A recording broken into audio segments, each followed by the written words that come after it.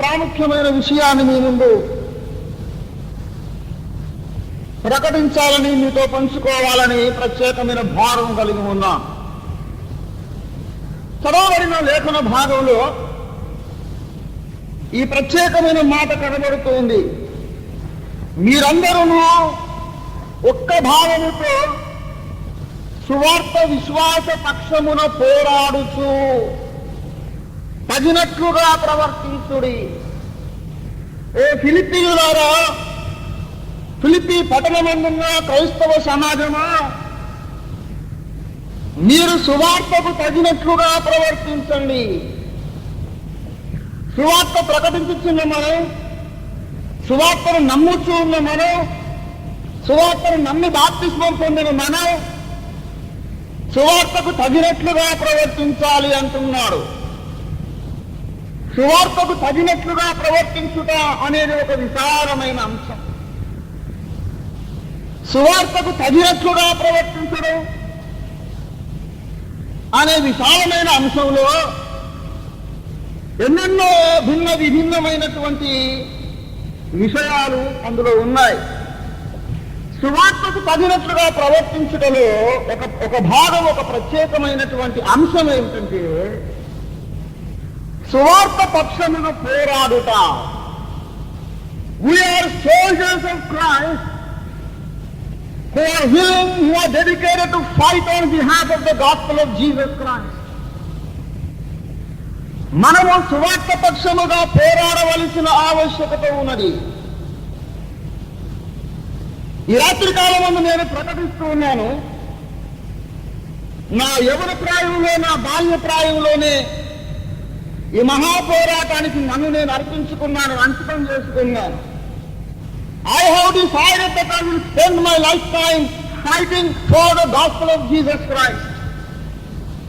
క్రీస్తు సువార్త పక్షముగా పోరాడుటలో ఒక సైనికుడుగా జీవించి సువార్త పోరాటంలోనే మరణించాలని నా బాల్య ప్రాయంలో దేవుడు నాలో భారం పుట్టించాడు. We are here to fight for the gospel.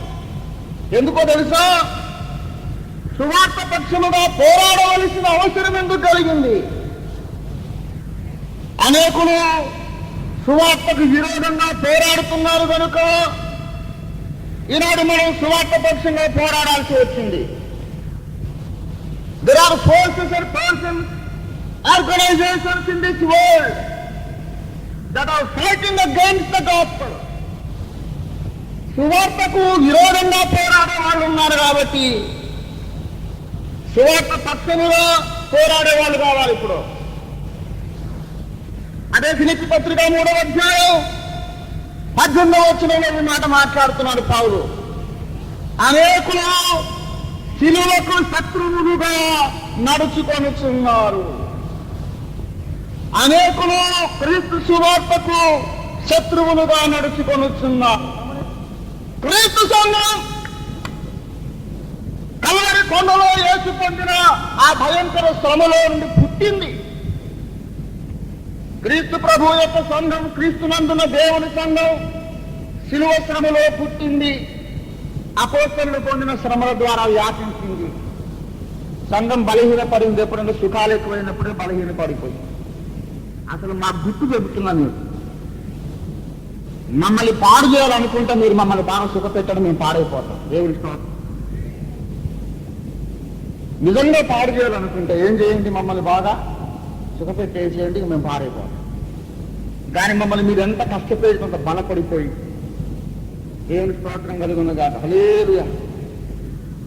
దేవుని సంఘం కష్టపడుతుందంట. నువ్వెంత రాళ్ళు రూమితే అంత కష్టపడిపోతావు. క్రైస్తవులను అదుపు చేసే విధానం ఏంటంటే బెదిరించడం కాదు.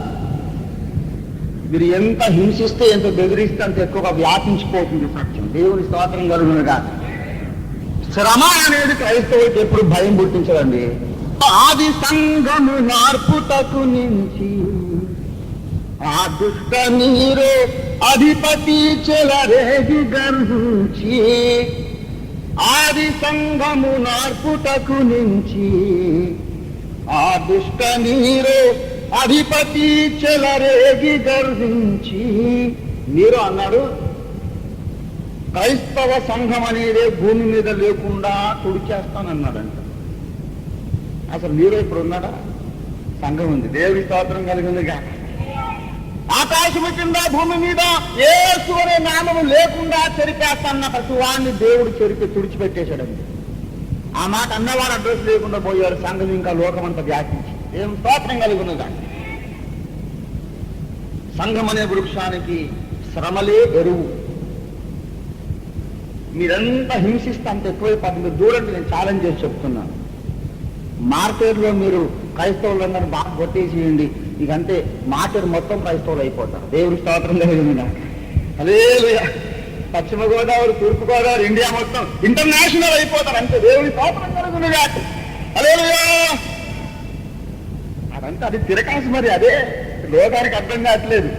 ఇదేమిటంటే బాబంటారు అంతే మరి.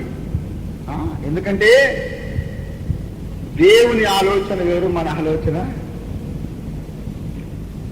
శ్రమ అనేది దేవుడు మాకు నియమించాడు.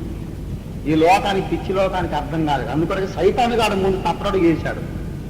అపొస్తలుల కార్యాలు 8వ అధ్యాయంలో అంటాడు, ఆ కాలమున యెరూషలేములో ఉన్న సంఘమునకు గొప్ప హింస కలిగి ఉండగా అపొస్తలులు తప్ప మిగిలిన వాళ్ళందరూ చెదిరిపోయిన వాళ్ళు ఏం చేశారు?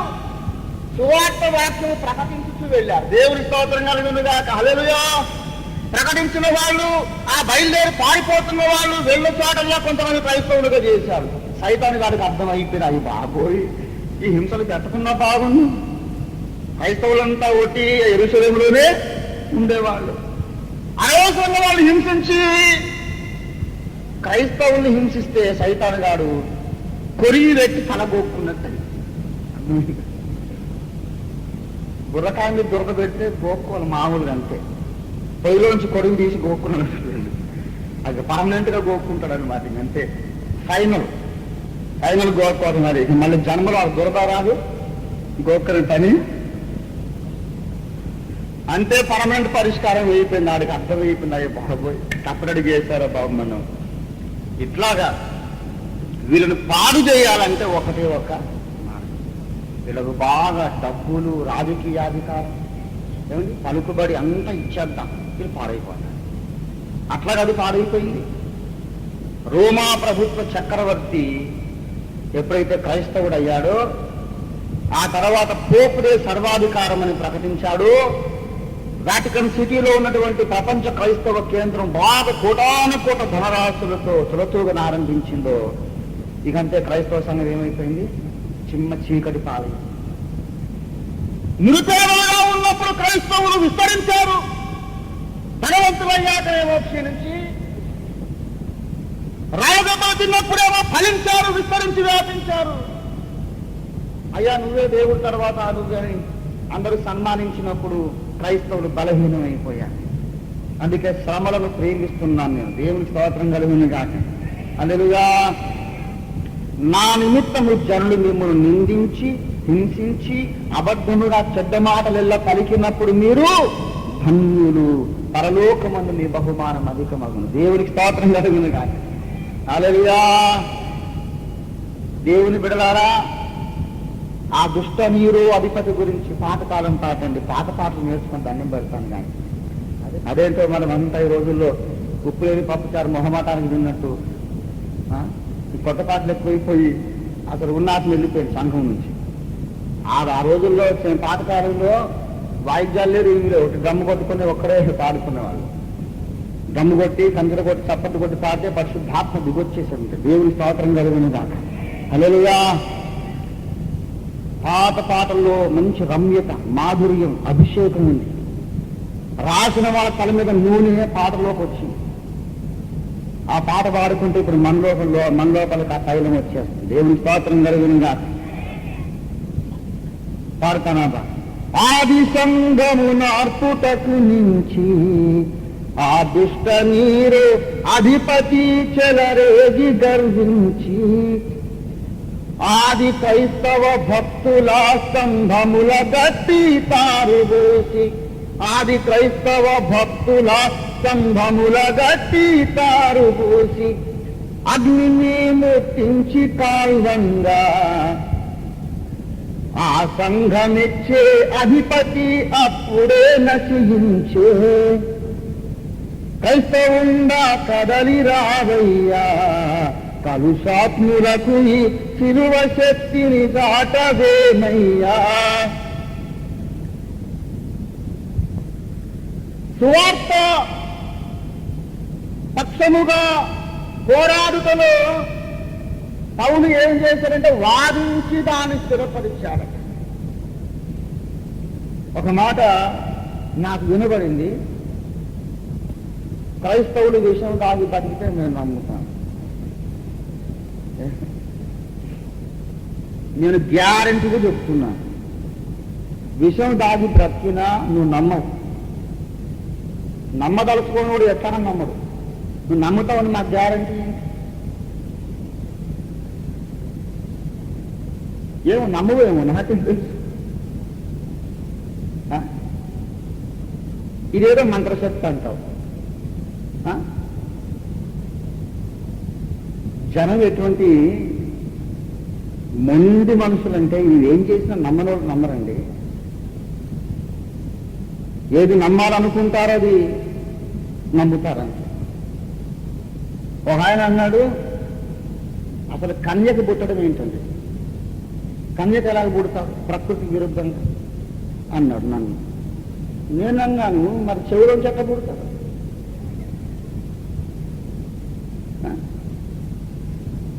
ఈపులో చెట్ల పుడతాడు.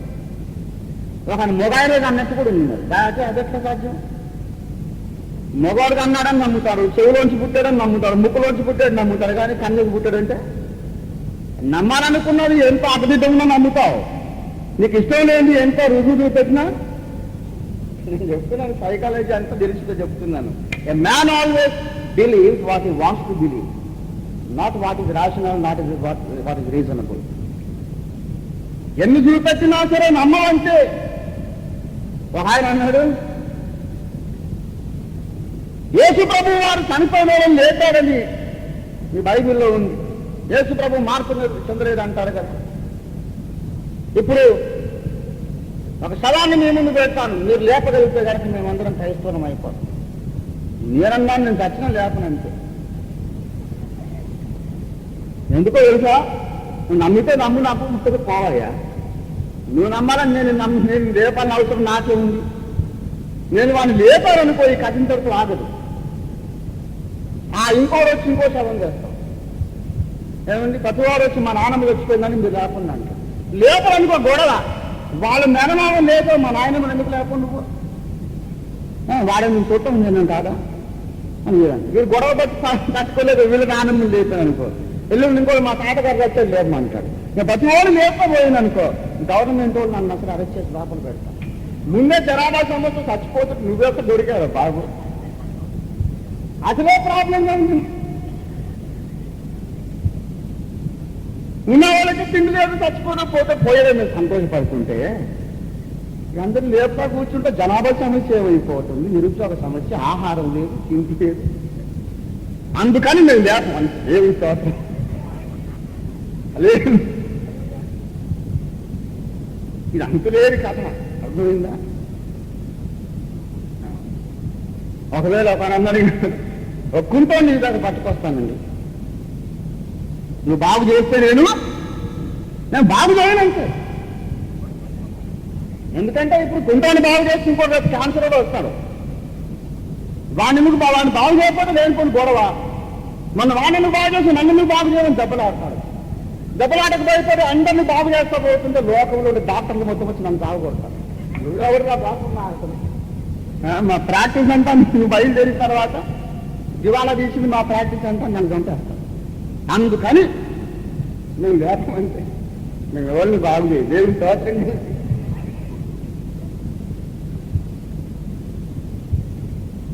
నేనంట ఒక కుంటోడు బాగు చేసి నమ్ముతాడంట. అసలు నేను నమ్మనండి, నువ్వు నమ్ముతావనే సంగతి నేను నమ్మను పో అంతే. నువ్వు కావాలనుకుంటే రుజువులు ఆల్రెడీ ఉన్నాయి. ఇదివరకు బాగా అనుకుంటాడు చాలదంట, నెరవేరినటువంటి సూచనలు చాలదంట. దేవుడు ఎన్నో రుజువులు ఇచ్చాడు. ఆ ఇచ్చిన రుజువులన్నీ వాటికి మీద పారేసి మళ్ళీ కొత్త రుజువులు దేవుడు ఇస్తాడు. ఎన్నో రుజువులు ఉన్నాయి, ఆల్రెడీ బైబిల్లో ఉన్నాయి, లోకంలో ఉన్నాయి. దయచేసి మీరు అపొస్తలుల కార్యాలు మొదటి అధ్యాయం, అపొస్తలుల కార్యాలు మొదటి అధ్యాయం మొదటి 2-3 వచనం చదవండి దయచేసి. ఆయన శ్రమ పడిన తరువాత 40 దినముల వరకు వారికి అగపడుతూ దేవుని రాజ్య విషయములను గురించి బోధించుచు ఏమండి అనేక ప్రమాణములను చూపి వారికి తను తాను సజీవునిగా కనబరుచుకున్నాడు. ప్రమాణములు అనగా ఆ కింద ఫుట్నోట్లు ఏముందండి, అనేక రుజువులను. దేవుని బిడ్డలారా, యేసు ప్రభు యొక్క సువార్త నమ్మదగినదా కాదా అనే విషయానికి ఇదివరకే ఎన్నో రుజువులు ఇచ్చాడు. ఆయన రుజువులు లేకుండా మొండుగాదన కాదు మాది, నీది మొండుగాదన. ఈ కుంటోని బాగు చెయ్యి, ఆ చెవితోని బాగు చెయ్యి, ఈ చచ్చినవాడిని లేపు, ఇక నాకు ఇదే ఉద్యోగం. నువ్వు ఒకరిని చచ్చినవాడిని లేపిన తర్వాత లోకంలో తప్పు చచ్చినోడు లేకమని అందరూ పట్టుకుంటారు నన్ను. నాకు తెలియదేంటి మీ ఉద్దేశం, నాకు తెలియదా? అది కాదు పద్ధతి. ఇదివరకే దేవుడు మనకు ఎన్నో రుజువులు ఇచ్చాడు. యథార్థవంతులకు ఆ రుజువులు, యథార్థత లేని వాడికి ఇంకా 1,00,000 రుజువులైనా చాలా. అర్థమైందా? ఎన్నో రుజువులు ఇదివరకే ఉన్నాయి. If you are honest in searching and asking this question, if you are honest truth seeker, then the already offered proofs are enough for you. For a dishonest man, 1,000,000 more proofs will not do. అంతే. నీకు యథార్థం మాకు తెలుసు. ఆయన ఎప్పుడు అనుకోవద్దు క్రైస్తవ సేవకులంటే ఒట్టి ఎరుబాగులు అనుకోబాకండి. అవన్నీ ఎప్పుడు అయిపోయినాయి. ఆ చదువంతా మా ఎల్కేజీ చదువుని ఇప్పుడు మాట్లాడుతున్నాం. ముందు వాదన ఎట్లా చేయాలి, ఎట్లా బోల్టా కొట్టించాలి అనేది మాకు తెలియదు అనుకున్నావా? ఇక్కడ మేమందరం ముందే హేతువాదులు, కోతివాదులు, రకరకాల రోతవాదులు అన్ని వదిలేసి ఇందులోకి వచ్చాం. దేవుని స్తోత్రం కలిగిందిగా. యథార్థంగా చెబుతున్నాను, ఎన్నో రుజువులు ఉన్నాయండి. అపొస్తలుల కార్యాలు 17వ అధ్యాయం దయచేసి 3వ వచనం చదవండి. 3 క్రీస్తు శ్రమపడి మృతులలో నుండి లేచుట ఆవశ్యకమనియు నేను మీకు ప్రచురము చేయు యేసే క్రీస్తు అయి ఉన్నాడు. యేసే క్రీస్తు అనగా క్రీస్తు అంటే అభిషిక్తుడు అని అర్థం. మానవుల రక్షణ కొరకు అభిషేకించబడిన వాడని, మానవ జాతి యొక్క విమోచన కొరకు దేవుడు అభిషేకించి పంపిన విమోచకుడని అర్థం. నేను మీకు ప్రకటించు ఈ యేసే నా జాతికి రక్షకుడుగా ఉంట కొరకు అభిషేకించబడిన వాడని, ఈ యేసే విమోచకుడని చెప్పండి. ఇంకా లేఖనములలో నుండి దృష్టాంతాలు ఎక్కడున్నాయి చెప్పండి. లేఖనములలో నుండి దృష్టాంతములెత్తి వారితో 3 విశ్రాంతి దినములు తర్కించుచుండను. లేఖనములలో నుండి 18-20 యేసే క్రీస్తు అని లేఖనముల ద్వారా అతడు దృష్టాంతపరచి, లేఖనముల ద్వారా దేవుని బిడ్డలారా యేసు నిజముగా లోక రక్షకుడా కాదా అనడానికి మనకు లేఖనములే దృష్టాంతం, రుజువు. లేఖనాలు పరిశోధించాలి. యేసయ్య అన్నాడు, లేఖనములను పరిశోధించుడి, అవే నన్ను గూర్చి సాక్ష్యము. ప్రవచన పురుషుడు క్రీస్తు ప్రభు పరిశోధించుడి గ్రంథముల నీలా, లేఖనముల నీలా. ప్రవచన పురుషుడు క్రీస్తు ప్రభు. లేఖనం అంటే లిఖింపబడినది లేఖనం, వ్రాయబడినది లేఖనం అని నిఘంటు వర్ణం. ఇక్కడ లేఖనం అంటే అర్థం ఏంటంటే క్రీస్తు ప్రభు యొక్క రాకడకు ముందుగా, ఆయన అవతారానికి ముందుగా, కన్య మరియు గర్భములు ఆయన పుట్టడానికంటే ముందుగా ప్రవక్తలు వ్రాసిన గ్రంథాల పేరు లేఖనం. యూదా ప్రవక్తలే కాదు, భారతదేశ ప్రవక్తలు, పారసీక దేశ ప్రవక్తలు, చైనా దేశంలోని ప్రవక్తలు, గ్రీసు దేశంలోని ప్రవక్తలు, ప్రపంచములో ప్రాచీన కాలములో ఉండిన నాగరికత ఎక్కడెక్కడ అభివృద్ధి చెందిందో సకలమైన దేశాలలో, ప్రాచీన ప్రపంచములోని సకలమైన నాగరిక దేశములలో, సకల మత గ్రంథాలలో యేసును గూర్చి ముందుగా చెప్పబడింది. ప్రియులారా, లేఖనాలు పరిశోధించండి.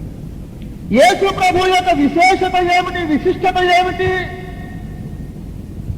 పరమగీతంలో అడిగారు, ఏమో వేరు ప్రియుని కంటే నీ ప్రియుని విశేషమే.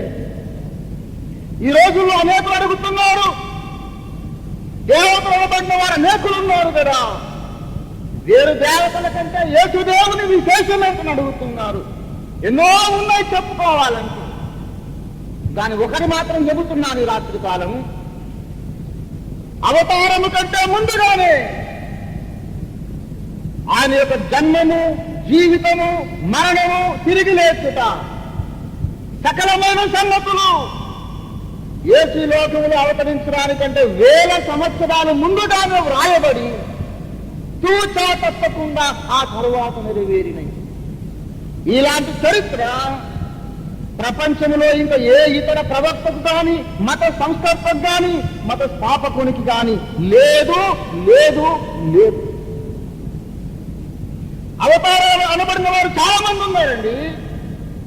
దాని వాళ్ళందరి చరిత్ర, వాళ్ళు పుట్టి చచ్చి మట్టికి మన్నైపోయాక తీరుబడిగా ఎవరో కూర్చొని రాశారు. వాళ్ళు పుట్టారు, పెరిగారు, మత బోధనలు చేశారు, శిష్యులు సంపాదించుకున్నారు, తర్వాత చచ్చిపోయారు, అయిపోయారు, అంతే.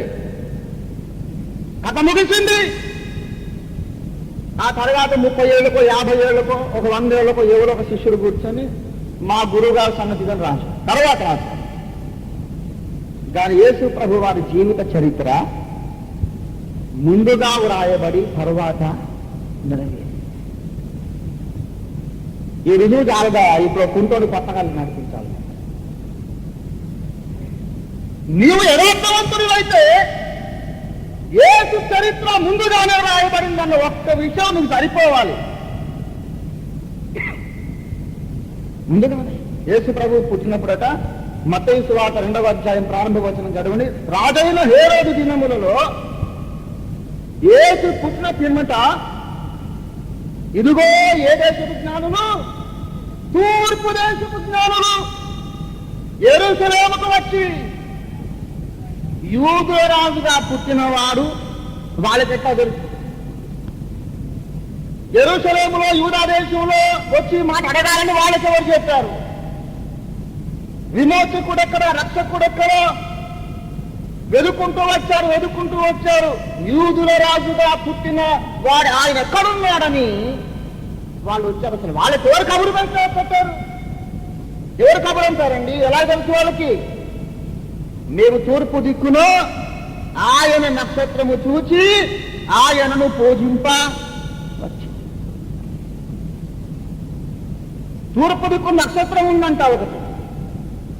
ఆ నక్షత్రాన్ని చూడగానే వాళ్ళకి అర్థమైంది ఇది మామూలు నక్షత్రం కాదు. ఈ నక్షత్రం కనబడిందంటే యూదా దేశములో రక్షకుడు పుట్టి, ఆ నక్షత్రాన్ని చూడగానే యూదా దేశానికి ప్రయాణం కట్టారు. అవును, మరొక ప్రశ్న వేస్తాను. ఆ నక్షత్రము కనబడగానే పాలస్తీనాలో పరిశుద్ధుడు పుట్టాడని వాళ్ళకి ఎవరు చెప్పారు? ఇంకో దేశానికి ఎందుకు వెళ్ళడగలేదు? ఇండియాకి ఎందుకు వెళ్ళలేదు? చైనాకి ఎందుకు వెళ్ళలేదు? ఇంకో దేశానికి ఎందుకు వెళ్ళలేదు? పారసీక దేశపు మహర్షి ఒక ఆయన ఉన్నాడు. క్రైస్తుకు పూర్వం 2000 సంవత్సరాల క్రిందట జరతృష్టుడు అనే మహర్షి ఉండేవాడు. ఏం పేరు ఆయన పేరు? జరతృష్టుడు. ఆ జరతృష్టుడు అనే వాడి పేరు ఇంగ్లీష్ వాళ్ళకి నోరు తిరగక జొరాస్టర్ అన్నాడు. అర్థమైందా? వాడికి నోరు తిరగదు, అదో బాధ. ఆ జరతృష్టుడు అనే మహర్షి పేరు ఏమన్నారు వాళ్ళు? జొరాస్టర్ అన్నారు.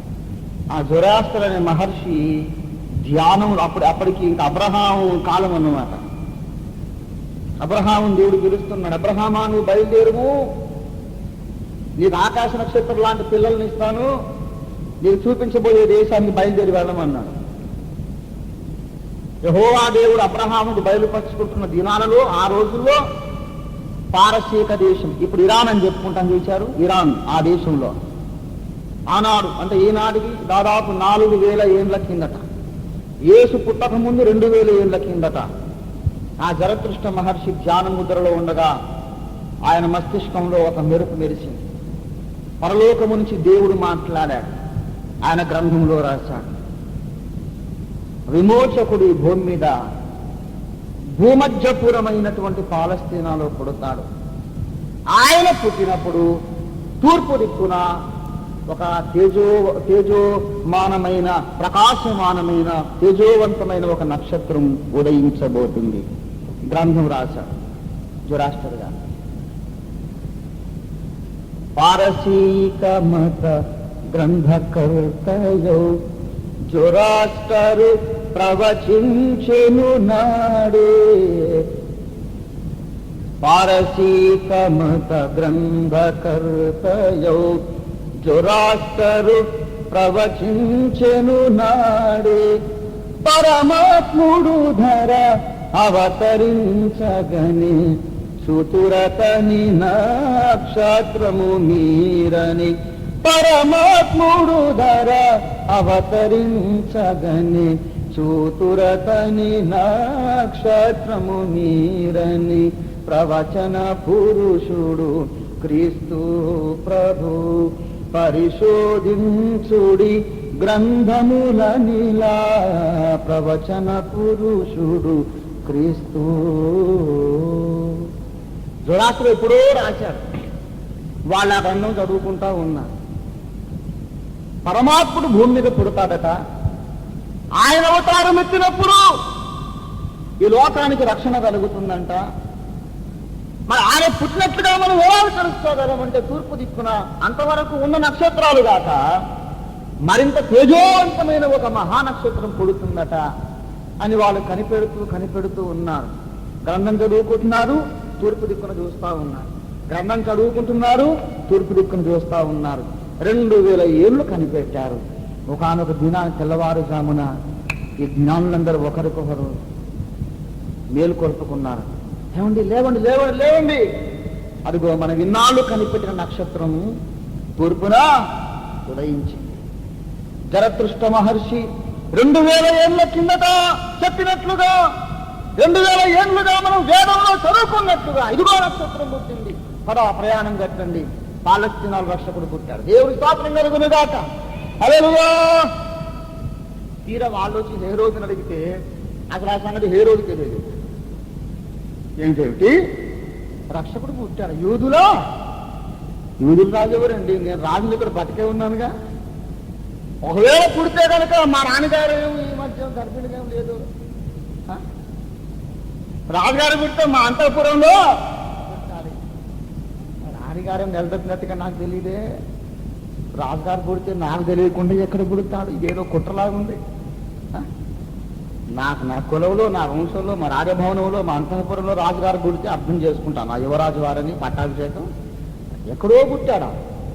ద్రోహం అనుకున్నా, ద్రోహం. సరే, ఇప్పుడు ఆయన ఎవరో గాని అంత దూరదేశము నుంచి వీరు వచ్చారంటే గ్యారంటీగా యూదులకు రాజు అవుతాడు.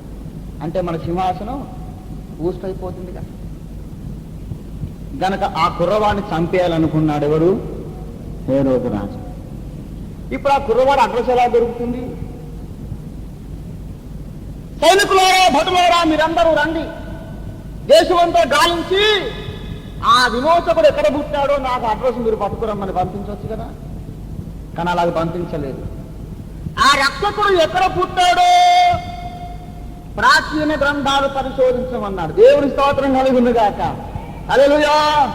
శాస్త్రులు, జ్ఞానులు, పరిసయ్యులు వాళ్ళందరినీ పిలిచారండి. గమనించండి, మత్తయి సువార్త 2వ అధ్యాయం 4వ వచనంలో.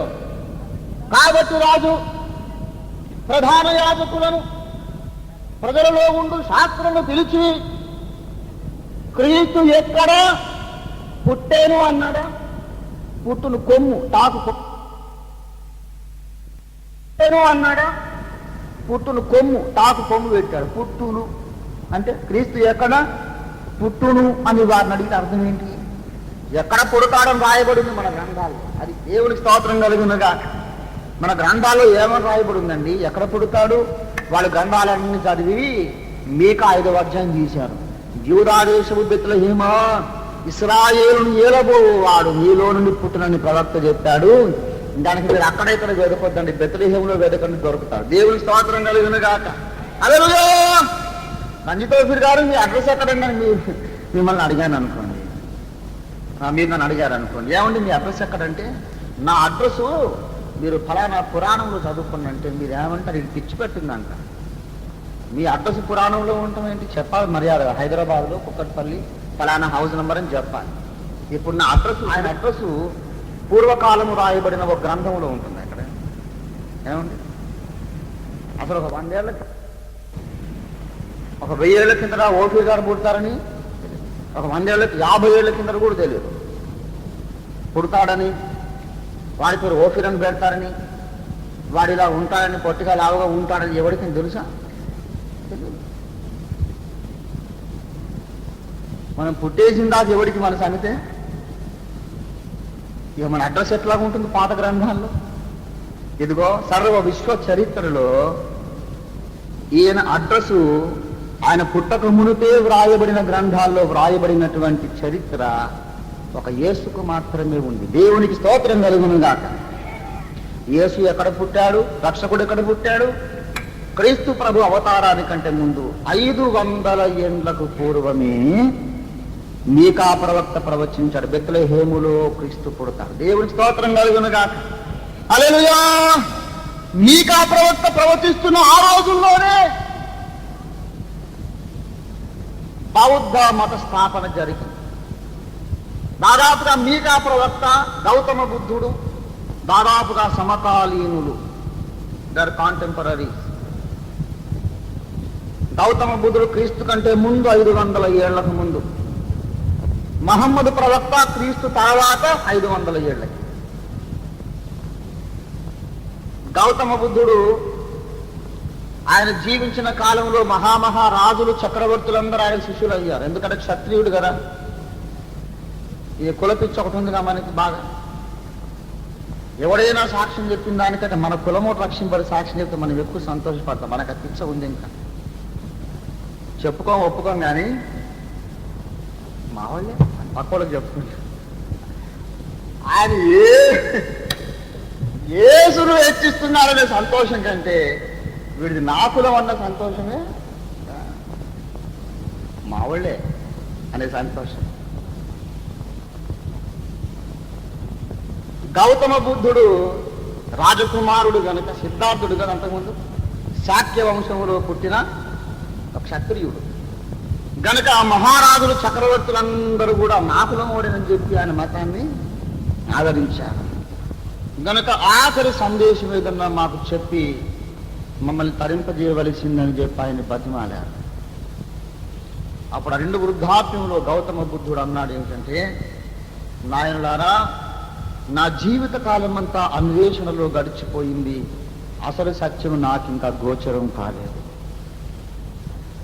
అయితే ఈ ఆఖరి గడియల్లో మీరు ఆ ప్రశ్న అడగగానే నా మనసులో ఒక జ్ఞాన జ్యోతి వెలిగింది. ఏమిటంటే, సరిగ్గా నేను చనిపోయిన తర్వాత 500 ఏళ్ల తర్వాత భూమధ్యపురమైనటువంటి ఒక ప్రదేశంలో ఒక మహాబుద్ధుడు పుడతాడు. మహాబుద్ధుడు అన్నాడు. ఆ మహాబుద్ధుడి పేరు మెతయా అని పిలుస్తారు అన్నాడు. సరిగ్గా నేను చనిపోయిన 500 ఏళ్ళు గడిచాక భూమధ్య ప్రదేశంలో, భూలోకానికి నడిబొడ్డు వంటి ప్రదేశంలో మెతయా అనబడే ఒక మహాబుద్ధుడు పుడతాడు. ఆయన మీకు రక్షణ మార్గం ఉపదేశిస్తాడు అని కన్నుమూసాడంతే. బౌద్ధ మత గ్రంథమైన దిగానిక అనే గ్రంథంలో ఈ ప్రవచనం రాయబడి ఉంది. ఆ దిగానిక అనే గ్రంథం రాసింది ఎప్పుడంటే BC 500 years before Christ. Messiah అనే మాట పలకలేక వృద్ధుడు మెతయా అన్నాడేమో, లేక రాసిన వాడు మెస్సియా అని రాయలేక మెతయా అని రాశాడేమో. కానీ యూదులు క్రీస్తుని ఏమంటారు? మెసయా. దిగానిక గ్రంథం ఏమనింది? మెతయ. పంచనగా 500 ఏళ్ళుగా పుట్టాడండి యేసయ్య. దేవుని స్తోత్రం కలిగింది కాక ఈ రుజువు చాలదా నీకు? మళ్ళీ అంటే ఇప్పుడు నేను విషయం దాచి బతకాలని నాకేం పని లేదు, నీకేం పని లేదు. నమ్మితే నమ్ము, లేకపోతే నమ్మబాకు. యథార్థవంతులకు ఈ రుజువు దేవుని స్తోత్రం కలిగింది కాక. హల్లెలూయా. సిద్ధార్థుడు తెల్పెను గదా 500 వాత్సరములు గడువగనే. సిద్ధార్థుడు తెల్పెను గదా 500 వాత్సరములు గడువగనే. మెతయాధరలో అవతరించునని ముందుగా తెలిపెను పరిశోధించుడు. మెతయాధరలో అవతరించునని ముందుగా తెలిపెను పరిశోధించుడు. కానీ ఒక పండితుడు ఉండేవాడు, ఇప్పటికీ ఉన్నాడు, బతికే ఉన్నాడు. ఆయన తమిళియన్ బ్రాహ్మణుడు. ఆయన కృష్ణమీనన్ గారి మేనలుడు, రాధాకృష్ణన్ గారి శిష్యుడు అన్నమాట. రాధాకృష్ణన్ గారు వేద పాఠశాల నడిపించేవారు. రాధాకృష్ణ పండితులు, ఆయన బ్రాహ్మడే, మీకు తెలుసు. కృష్ణమీనన్ గారు బ్రాహ్మడే, ఆయన మేనల్లుడు అన్నమాట ఈ సుధాకర మీనన్ గారు. రాధాకృష్ణ పండితుల వారు నడిపించిన వేద పాఠశాలలో శిష్యుడు, విద్యార్థి ఈ సుధాకర మీనన్ గారు. సుధాకర మీనన్ గారు సామవేదాన్ని బాగా అధ్యయనం చేశారు. సామవేదంలో 7 యాగాలు, 7 యజ్ఞములు ఉన్నాయి. యాగము అన్నా, యజ్ఞము అన్నా, ఆగమము అన్నా, మేధము అన్నా ఒకటి. మేధమన్నా, యాగమన్నా, ఆగమము అన్నా ఒకటి. 7 యజ్ఞాలు: రాజసూయము, వాజపేయము, అజామేధము, అశ్వమేధము, నరమేధము, ఇట్లా 7 యజ్ఞాలు ఉన్నాయి. ఆ 7 యజ్ఞాలలో అజామేధము అనేది ఒక యజ్ఞం. అజా అనే మాటకు ప్రాచీన హిబ్రీ భాషలో మేక అనే అర్థం ఉంది. సంస్కృతంలో కూడా మేకే అజ అంటే. అజా అనే మాటకు పుట్టుక లేనిదని కూడా ఒక అర్థం ఉంది. జా అనే ధాతువు ఏమండి, జా అనే ధాతువు పుట్టుకను సూచిస్తుంది. అయోనిజ అన్న అంటే యోనిలో నుండి పుట్టనిది అని అర్థం. మీకు తెలుసు ఆమె ఎవరు? అయోనిజ. అలాగున మరి తామర పువ్వును ఏమంటారు? సరోజ అంటే తామర పువ్వు, తెలుసా? సరస్సు నుండి పుట్టినటువంటిది తామర పువ్వు. సరే, అలాగనే ఆ భాషా క్లాసు వద్దులండి, తెలుగు భాషలోకి దిగానేంటి నేను అనుకోను అనవసరంగా. మంచిది. అజా అనే మాటకు అర్థం ఏంటన్నాను? ఏమండి? పుట్టుక లేనిది, పుట్టనిది అనగా ఆరంభం అంటూ.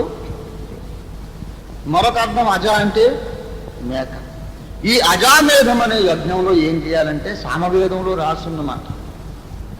సామవేదానికి ఉపాంగం ఉంది. అన్ని వేదాలకు ఉపాంగాలు ఉంటాయండి. బ్రాహ్మణము, ప్రతి వేదానికి ఒక ఉపనిషత్తు ఉంటుంది, ఒక బ్రాహ్మణం ఉంటుంది.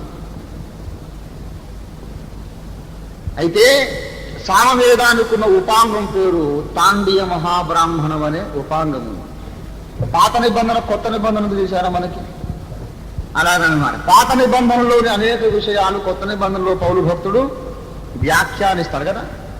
అలా వేదాలకు ఉపాంగాలు ఉన్నాయి, తెలుసుకోవాలి. మరి యేసు ప్రభు అంటే ఇష్టం లేదాయే? బైబిల్ అంటే ద్వేషమయ్యే నీకు? పోనీ నీ గ్రంథంలో ఉన్న సంగతి చెబుతున్నా. బైబిల్ నమ్మబాగు, పోనీ సామవేదం నమ్ముతావా? అది నమ్మకపోతే ఇది నమ్మకపోతే ఇది ఎందుకండి మనం వేస్ట్ మాట్లాడకూడదు? ఏదో ఒకటి నమ్ము. పోనీ ఖురాన్ నమ్ముతావా? అందులో చెప్తాను నేను. ఏం నమ్ముతావు నువ్వు? ఏది నమ్మితే అది మాట్లాడతావు. బుద్ధుడి ప్రవచనం అన్నా నమ్ము, లేకపోతే సామవేదమైనా నమ్ము. మరి ఏది నమ్మకపోతే మొండి వాదన ఎందుకు? మళ్ళీ నీకు విషయం దాగి బతకాలంటే బాప్తిసం పొందుతానంట. నువ్వు పొందలే వద్దు. ఎందువడి కోసం పొందుతావు? నీ కోసం అని అన్నది నా కోసమా? నువ్వు యేసు ప్రభువుని నమ్మి బాప్తిస్మం పొందితే నువ్వు నరకం తప్పించుకుంటావు, నాకేం వచ్చి పడదు. ఏదో పాపం కదా నరకానికి పోతామని బాధపడి బోధ చేస్తున్నావు అంతే. నరకానికి పోదామని సరదాగా ఉంటే ఎల్లు మీకు అలాగే వెళ్ళి అక్కడ వెళ్ళిన తర్వాత అర్థమవుతుంది. ఏమిటో నన్నే ఉద్ధరించినట్టు చెప్తారు ఏంటండి. ఒక ఆయన అంటున్నాడు, మీ మతంలో దిగుతాను, మీరు ఎంత ఇస్తారు? మతంలో దిగుతానంటే మేము ఇవ్వాలంట. అట్లా అన్న ఆయన ఒక హోటల్ మేనేజర్ గారు. నేనన్నాను, మతంలో దిగితే మేము నీకు ఇచ్చుకోవడం ఏంటండి, నువ్వు మాకు ఇచ్చుకోవాలి. కానీ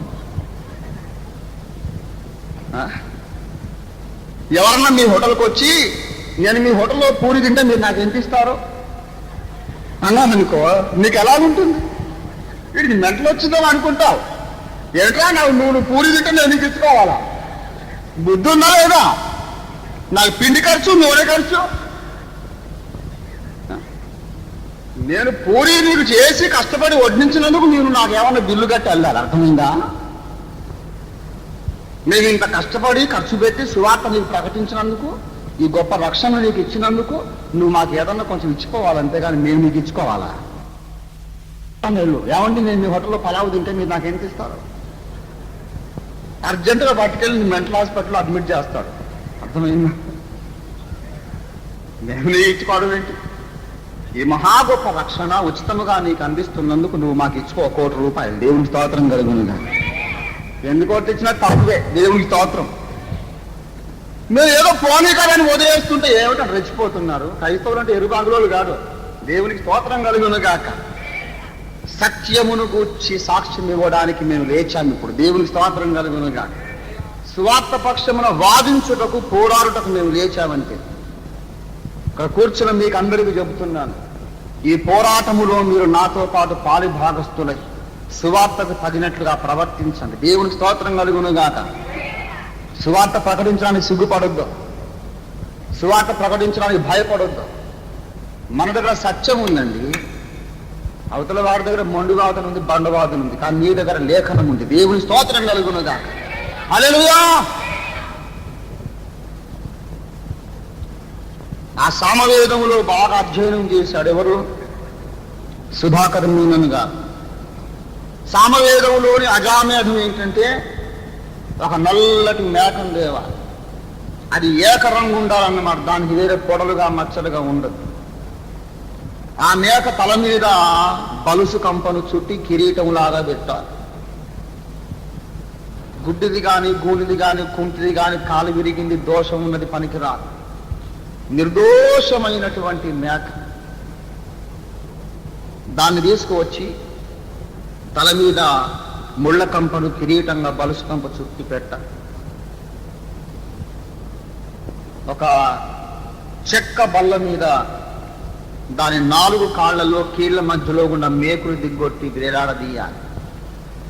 మేకులు కొట్టేటప్పుడు జాగ్రత్త పడాలి, ఎముకల్లో ఒకటైనా విరుగకూడదు. ఎముక విరిగిందనుకోండి, అది పనికి రాకుండా పోతుంది, యజ్ఞం విఫలమైపోతుంది.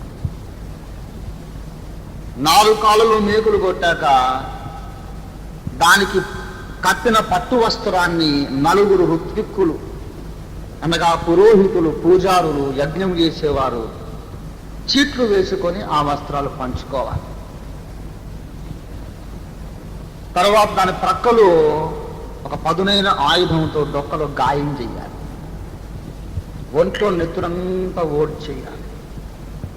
ఆ మేక చచ్చిపోతుంది. ఆఖరుగా ఈ 4 మంత్రోచ్చాటన చేసి దానికి మళ్ళీ ప్రాణం పోయాలి.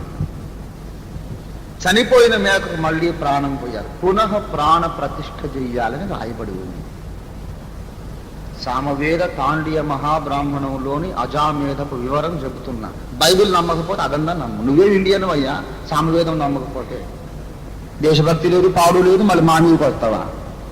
అసలు దేశభక్తులు మేము. దేవునికి స్తోత్రం కలుగునుగా. హల్లెలూయా. సుధాకర్ మీనన్ గారికి బాగా ఈ మనసులో నాటుకుంది. వెళ్ళి గురువుగారిని అడిగాడు, గురువుగారు ఈ అజామేధం చాలా ఆసక్తికరంగా తోచింది నాకు. ఎప్పుడైనా మన భారతదేశ చరిత్రలో ఆర్య ఋషుల వేద ఋషుల కాలము నుండి ఈనాటి వరకు ఎప్పుడైనా అజామేధం చేశారా, జరిగిందా అని అడిగాడు. లేదు నాయన, రాజసూయం చేశాడు ధర్మరాజు, అశ్వమేధం చేశాడు, కానీ అన్ని యాగాలు చేశాడు, కానీ అజామేధం ఒక్కటి జరగలేదు నాయన.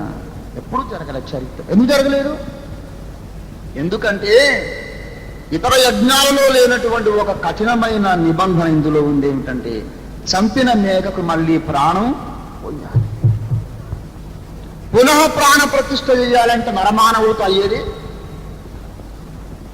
కనుక ఆ కారణం చేత ఎవరు ఇంతవరకు చేయలేకపోయారు. మన దేశ చరిత్రలో ఎప్పుడు రాశారు, ఆ పరమాత్ముడు బయలుపరిచారు, రాశాడు, కానీ 6 యజ్ఞాలు చేశారు, 7వ యజ్ఞం మాత్రం చేయలేదు, సాధ్యపడలేదు నాయన అని చెప్పాడు.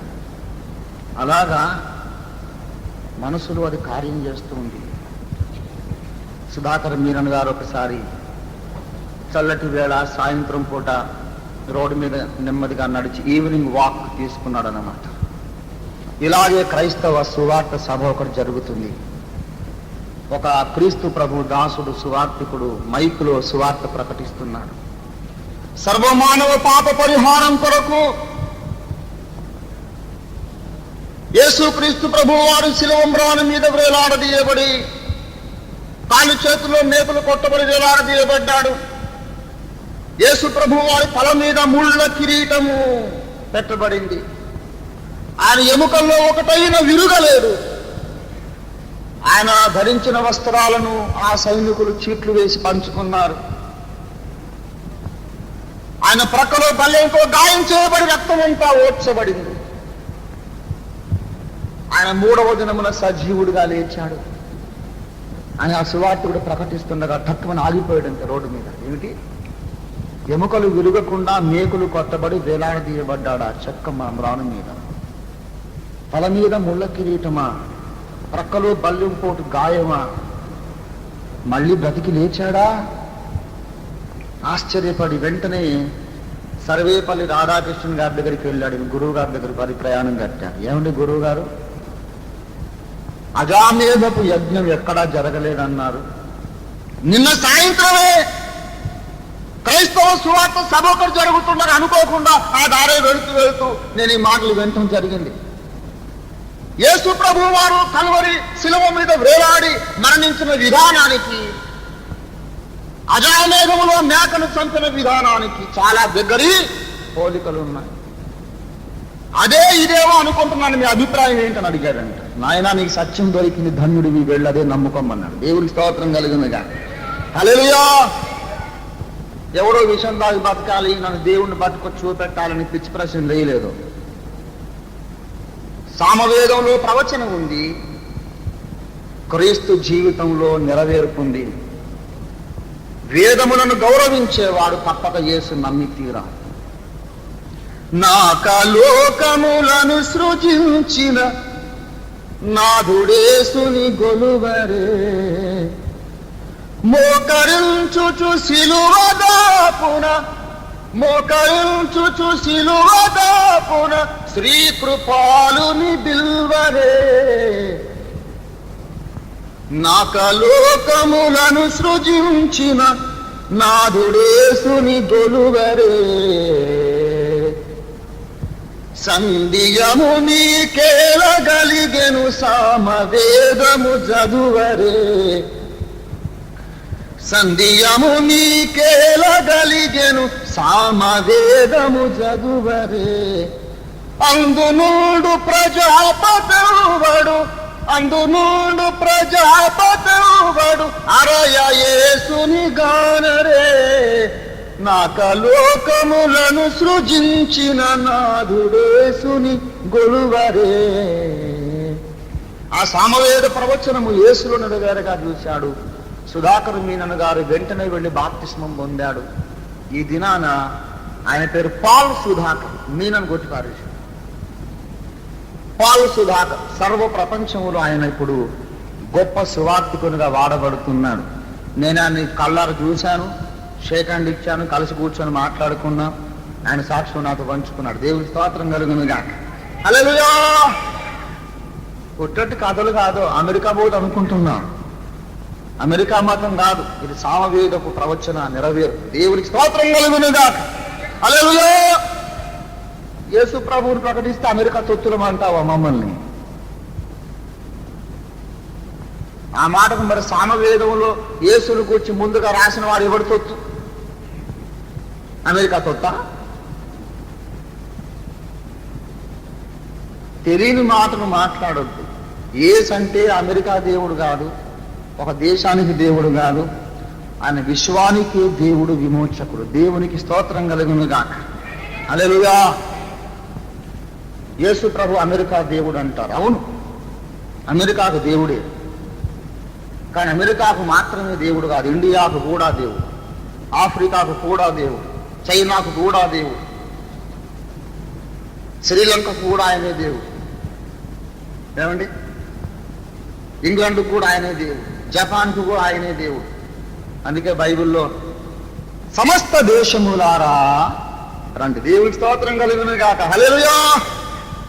బైబిల్లో దేవుడు పిలుస్తున్నాడు, సమస్త దేశములారా, సర్వ జనులారా, సమస్త జనులారా నా దగ్గరికి రండి. ఇంకో మాట, సకల ప్రాణులు యెహోవాను, సకల ప్రాణులు, సమస్త దేశములు, సర్వదేశములారా శ్రీ యేసే దేవుండు, సర్వదేశములారా శ్రీ యేసే దేవుండు. మన దేశంలో ఎంతమంది లేరండి? ఆ అమెరికా దేవుడే రావాల్సి వచ్చాడని మీకు అంటున్నారు. ఎందరో ఉన్నారు, చెప్పుకోవడానికి ఏమి లాభం? ఎవరి చరిత్ర కూడా యేసు చరిత్రగా ముందే వ్రాయబడలేదు. దేవునికి స్తోత్రం కలుగును గాక. హల్లెలూయా. దేవుని బిడ్డలారా, సత్యాన్వేషులారా, ఒక మాట చెబుతున్నాను. యేసు ప్రభు వారు అమెరికాకు దేవుడు, ఆ దేవుడు, ఈ దేవుడు అనబాకండి. ఇప్పుడు సూర్యుడు ఉన్నాడు. ఈ సూర్యుడు అమెరికాకు సూర్యుడు అంటారు. అబద్ధమా రైటా? అమెరికాకు కాదా సూర్యుడైనా? అమెరికా వాళ్ళకి ఎండ ఇచ్చేది ఎవరండి? ఏమేగా. జపాన్ కూడా ఈ సూర్యుడే, పాకిస్తాన్ కూడా ఈ సూర్యుడు, ఇండియాకు కూడా, సర్వలోకానికి సూర్యుడు ఒక్కడే. దేవుని స్తోత్రం కలిగినగా. అన్ని కులాలకు ఆ సూర్యుడు. ఏమండి?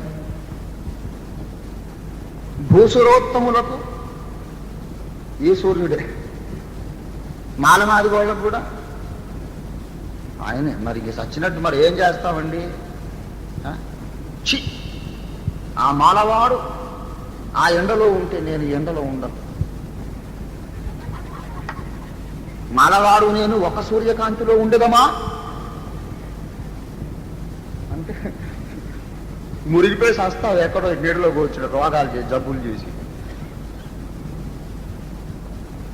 మాల, మాదిగ, రెడ్డి, కమ్మ, కాపు, కమ్మరి, కుమ్మరి, చాకలి, మంగలి, బ్రాహ్మణులు, వైశ్యులు, ఏ కులమైనా ఏ మతమైనా దిక్కులేని అంతే ఆ ఒక్క సూర్యుడే. దేవునికి స్తోత్రం కలిగిన కానీ.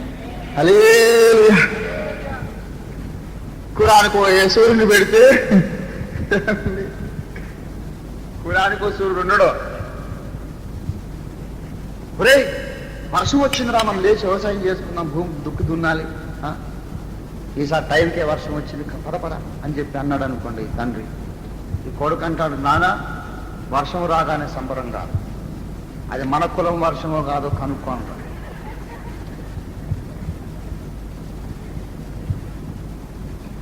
ఈ వర్షానికి ఆ నాలోడు పొలం దున్నితే అదే వర్షానికి నేను పొలం దున్నుతాను?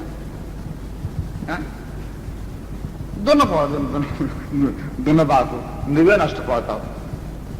ఏమండి?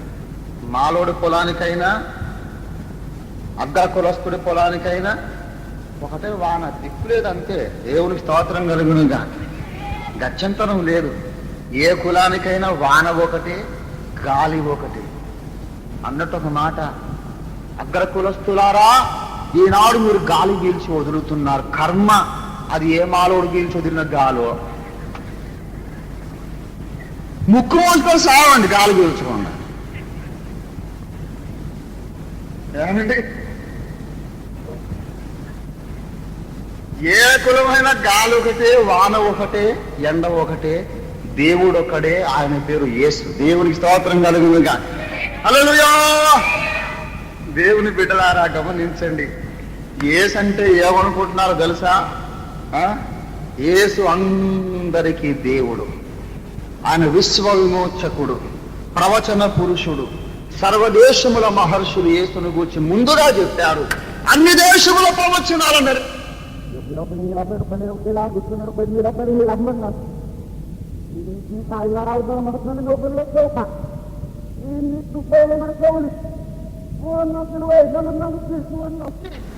వేద వేదాంగముల ప్రవచనాలు యేసులో నెరవేరడం కల్లారా చూసినా కూడా నమ్మకుండా ఉండేవాడికి,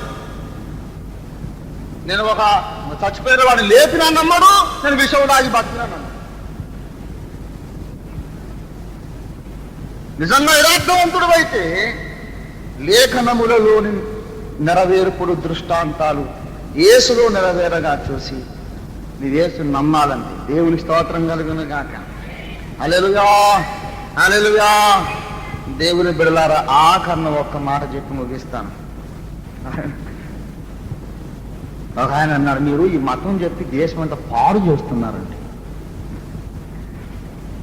పాడు చేస్తున్నట్టు అలాగనాయన, మరి మీదేం మతం? అసలు నాది మతమే కాదండి, మేము దేవుని నమ్మం, మేము హేతువాదులు.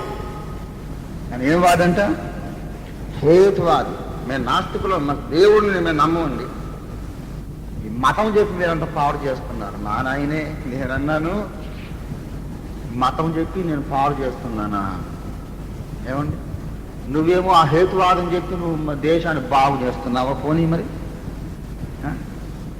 యేసుక్రీస్తు ప్రభు సువార్త విని విశ్వాసం ఉంచి నమ్మి బాప్తిస్మం పొంది త్రాగుడు మానుకోళ్ళలో ఉన్నవాళ్ళు ఉన్నారు. త్రాగుడు, వ్యభిచారము, నరహత్యలు, దొమ్మిలు, దోపిడీలు మానుకొని భక్తులైపోయిన వాళ్ళు ఎందరో ఉన్నారు. నేరాలు చేస్తూ పాపంలో బతికి సమాజానికి చీడపురుగులుగా ఉన్న వాళ్ళెందరో సువార్త విని బాగుపడ్డారు, పరిశుద్ధులయ్యారు, సమాజానికి ప్రయోజనకారులైపోయారు. నువ్వు నీ హేతువాదం చెప్తే ఎవడు బాగుపడ్డాడు? నాకు తెలియక అడుగుతాను. మనిషి కోతిలో నుంచి పుట్టాడు అని నువ్వు చెప్తే ఏమిటేమిటి అన్నయ్య, కోతిలోంచి పుట్టామా? వాళ్ళు ఎంత గొప్ప సంగతి, కోతిలోంచి మనం పుట్టామా అన్నయ్య, ఇంకా ఇవాళ నుంచి నేను నీకు తాగను అన్నయ్య అని ఎవడన్నా అన్నాడా? అమ్ము అమ్ము అమ్ము, మనం కోతిలోంచి పుట్టావుట అన్నయ్య, ఇక మనం సిగరెట్ తాగకూడదు, మన కళ్ళు సారం మానేయాలి, చుట్ట తాగకూడదు అని ఎవడన్నా అనుకున్నాడా? నువ్వు దేవుడు లేడని చెప్తే మంచోళ్ళందరూ నేరస్తులు అవుతున్నారు. దేవుడు లేనప్పుడు ఇక దేనికి భయపడే పని? పాప భీతి లేదు. ఏమండి, దైవ భీతి లేకపోతే పాప భయం. మంచి వాళ్ళందరూ నరహంతకులు అయిపోతున్నారండి. నీ కోతివాదం విని దేశాన్ని పాడు చేసావు నువ్వు, నేను కాదు. వ్యభిచారుల్ని, త్రాగుబోతుల్ని, సమాజానికి ఉండే పీడ పురుగుల్ని, చీడ పురుగుల్ని క్రీస్తు సువార్త బాగు చేస్తూ దేవుని స్తోత్రం కలుగును గాక. హల్లెలూయా. సిగ్గుపడొద్దు. సువార్తను ప్రకటించడానికి నేను సిగ్గుపడేవాడిని. సువార్త నమ్మి బాగుపడ్డ కోట్ల జీవితాలు ఉన్నాయి. పాపములో బ్రతికేవారు, అశాంతిలో బ్రతికేవారు యేసునందు రక్షణ పొంది, శాంతి సమాధానం పొంది, శరీర ఆత్మీయ ఆరోగ్యం పొంది సమాజానికి సేవ చేస్తూ బ్రతుకుతున్నారు. దేవునికి స్తోత్రం కలుగును గాక. యేసుని నమ్మినందుకు చెడిపోయిన వాడు ఒక్కను చూపెట్టినారు. ఏంటి తెలియని మాటలు మాట్లాడతావు? సువార్త ఈ సర్వలోకానికి ఉన్న ఏకైక రక్షణ మార్గం యేసుక్రీస్తు సువార్త. మరి ఎవని వలన రక్షణ కలుగదు? ఆకాశము క్రింద మనుషులలో ఇవ్వబడిన, భూమి మీద ఇవ్వబడిన మరి ఏ నామములో కూడా మనము రక్షణ పొందలేం. ఈ నామమునని రక్షణ పొందాలి, రక్షణ పొందాలి, రక్షణ పొందాలి, రక్షణ పొందాలి.